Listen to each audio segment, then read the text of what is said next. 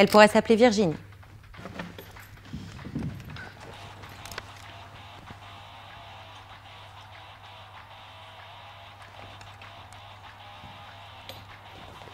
Elle aurait 17 ans, en 1983.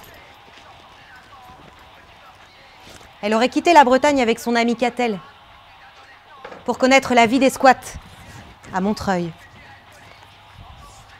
Mai 81. François Mitterrand est élu président.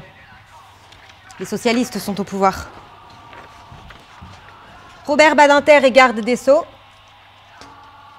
La peine de mort est abolie. La justice pour les enfants continue son tournant éducatif. Les travailleurs sociaux se positionnent contre l'enfermement. Ils inventent de nouvelles pratiques. Ils laissent plus de place aux parents, apprennent à mener des entretiens individuels. Ils disent qu'ils sont des éducateurs de milieux ouverts.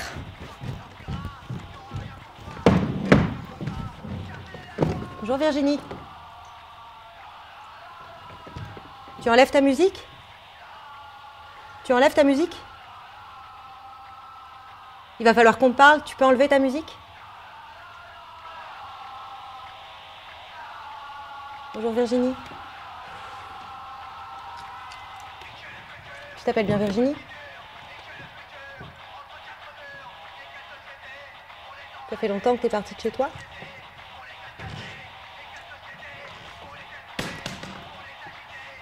T'habitais en Bretagne, c'est ça ?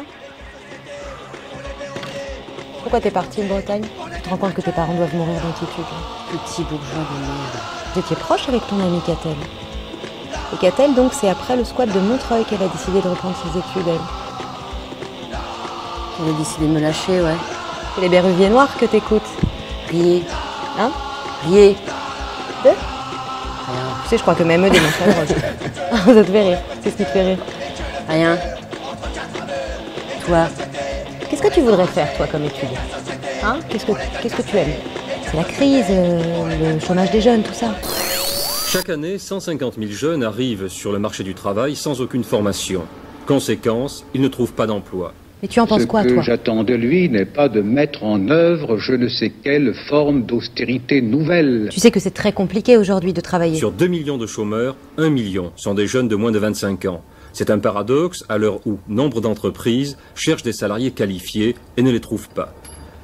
Lui ai-je fixé les objectifs suivants ? Avant, c'était simple de sortir de la galère, mais là... Former les jeunes, tous les jeunes. On va appeler ta mère, Virginie. Tu es une fille, quand même. Tu dois te protéger, tu sais, je dois te protéger, même si tu es pas d'accord.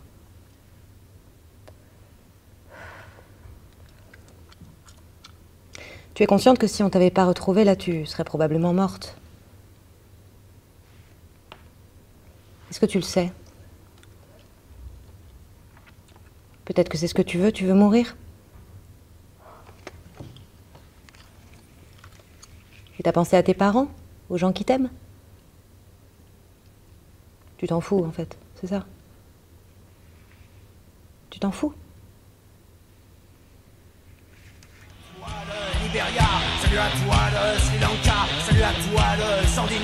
Je m'appelle Virginie. J'ai 17 ans. Et je t'emmerde.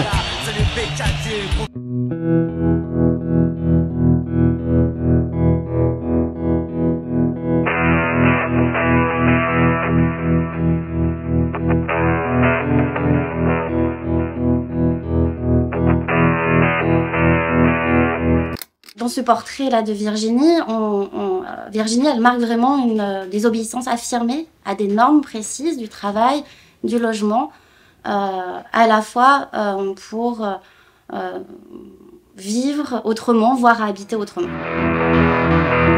L'errance au féminin a été difficilement pensable et observable depuis plusieurs années, que ce soit dans les années 80, mais jusqu'à aujourd'hui. On a souvent pensé que l'errance était un phénomène typiquement masculin. Les femmes vont être plus rapidement, dans les années 80, mais aussi encore aujourd'hui, j'ai envie de dire même peut-être encore plus aujourd'hui, prises en charge dans des dispositifs d'assistance que sont les hébergements sociaux, les centres d'hébergement et de réinsertion sociale, par exemple, en raison de leur vulnérabilité qui serait fondée sur leur genre. Et on se rend compte que les femmes, elles vont avoir des pratiques parfois différentes. Elles vont se rendre elles-mêmes invisibles aussi dans les espaces publics. Oh ben, je crois que clairement, et le portrait le montre assez bien, il y a le choix de la marginalité, c'est-à-dire qu'on va se situer, on se situe à côté du chemin et on va. Alors, il y a cette rupture avec les parents. Il y a aussi plus largement une rupture avec le mode de vie normal, qui est assez largement décrit comme nul, bidon, etc. Bon, et ça c'est la première chose. Le fait de se retrouver au squat, alors à Paris ou ailleurs, les grandes villes. Tout eu des squats dans lesquels les punks vivent, organisent des concerts, exercent un certain nombre d'activités artistiques et autres. Donc c'est le choix de cette village. C'est le grand nettoyage punk. Musicalement, il massacre les classiques du rock, mais le mouvement dépasse largement le cadre musical pour s'attaquer à l'établissement.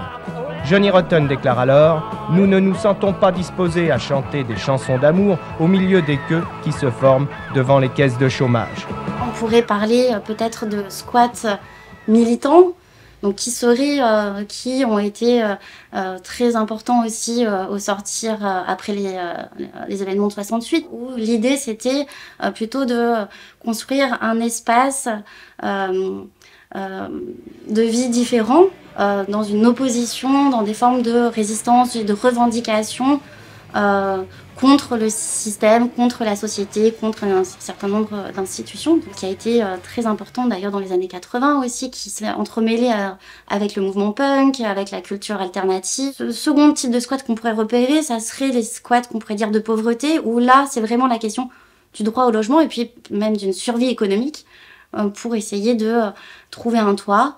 Ces deux logiques coexistent et puis aussi les individus, comme peut-être Virginie, peuvent circuler aussi entre ces différents squats, à avoir à un moment donné cette forme de revendication.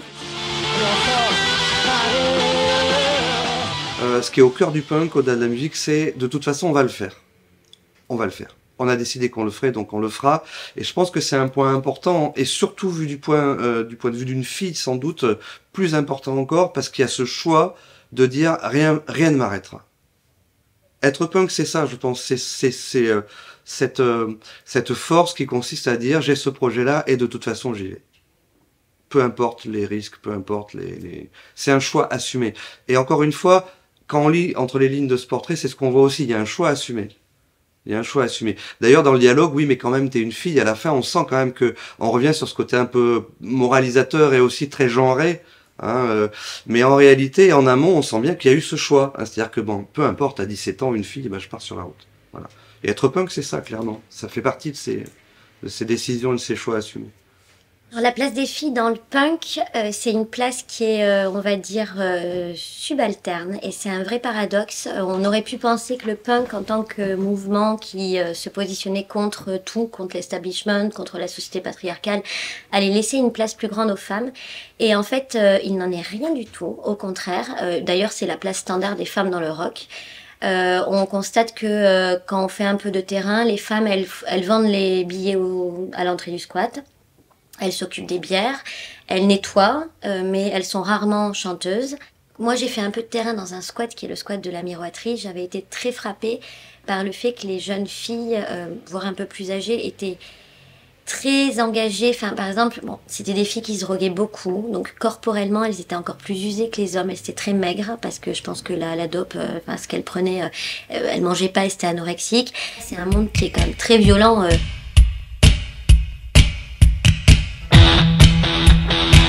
Les années 80, on peut se dire que c'est un contexte particulier où il y a encore cette loi de 1970 de lutte contre la toxicomanie qui est encore très présente. Et du coup, des jeunes comme Virginie sont à la fois encore traités potentiellement comme des délinquants et en même temps font l'objet de prévention. L'éducatrice de rue on est aussi une figure finalement parce que elle peut ou elle va aussi intervenir sur ces questions-là. Donc on est entre une panique morale où ce dépassement des interdits liés à la consommation de drogue pose vraiment un problème. Et il me semble qu'il y a aussi une autre dimension, c'est celle de, encore une fois, de la vulnérabilité de genre, qui est aussi associée à Virginie, de se dire que cette travailleuse sociale, elle veut la protéger parce qu'elle pense qu'elle est aussi en danger dans les espaces publics, notamment dans la rue, et qu'elle serait potentiellement incapable de se protéger. Dès le début, les femmes ont utilisé leur corps dans le punk pour être provocantes. On parlait notamment sur le côté de l'hypersexualisation, hein. Donc tout ce qui est barésie, cuir, clous, etc. C'est quelque chose qui est très vite utilisé. Au début, c'est révolte intégrale, nihilisme, on vante le béton, la rue, tout ce qui est moche, la défonce, on n'a pas d'avenir et c'est très bien comme ça, il n'y a pas de... Voilà, c'est vraiment du no futur. Autant chez les garçons que chez les filles. Alors, ça ramène peut-être à une forme de parité, c'est-à-dire que on retrouve une espèce de parité d'égalité ou d'égalité des forces dans la provocation dès le départ. Dans le cadre des squats militants, les femmes, elles ont eu un rôle social très important. Notamment dans les années 80, je pense à des squats à Berlin qui se disaient féministes, qui étaient constitués par des femmes, pour les femmes, et qui étaient vraiment un outil en fait d'émancipation pour certaines femmes. Donc ici, le logement, le squat comme logement ou espace, était à la fois une manière d'habiter autrement, mais aussi de vivre autrement et d'expérimenter des espaces féministes. Et puis dans les années 2000-2010, ça devient non pas nos futurs, mais quel futur est-ce qu'on peut créer pour demain. Ça devient plus idéologique, avec la défense de l'écologie, tout ce qui est véganisme, antispécisme, etc. Ça explique sans doute aussi cette nouvelle sève qui est arrivée avec ces mouvements Riot Girl, Femen, qui étaient des mouvements où les filles cherchaient à s'affirmer dans quelque chose qui n'était pas si évident que ça. Hein, ce mouvement de mecs, en fait, de punk, j'ose le mot. Mais là, tout d'un coup, dans les années 90, il y a des forces féministes avec des discours bien spécifiques qui arrivent des États-Unis et puis d'ailleurs, et puis qui essaient quand même de poser une autre image de la femme. C'est pas que c'est arrivé, hein, mais en tout cas, la question se pose. Et c'est dans le cadre de cette réinvention du punk, je pense qu'il faut considérer justement cet essor féministe du punk. Ce qu'on aime bien dire, c'est que le punk, c'est un tube de dentifrice, en fait. Donc on y passe, et puis quand on appuie, on ressort. Et on reste quand même imprégné de dentifrice. Donc, alors on peut rester punk, on peut rester musicien, continuer à jouer dans des squats, tout ça. Mais on peut aussi faire autre chose de sa vie. Et rien n'interdit de penser que Virginie, en 2016, elle est aux affaires, en politique... ou qu'elle est devenue, ou qu'elle continue d'aller dans des squats et qu'elle est femme de ménage. Mais on peut aussi penser qu'elle en a fait quelque chose et que ça, en tout cas, ça construit fortement sa vie dans ce qu'est la résistance, que c'est lutter contre plein de choses contre lesquelles on lutte en France aujourd'hui. Je m'appelle Virginie, j'ai 17 ans et je t'emmerde.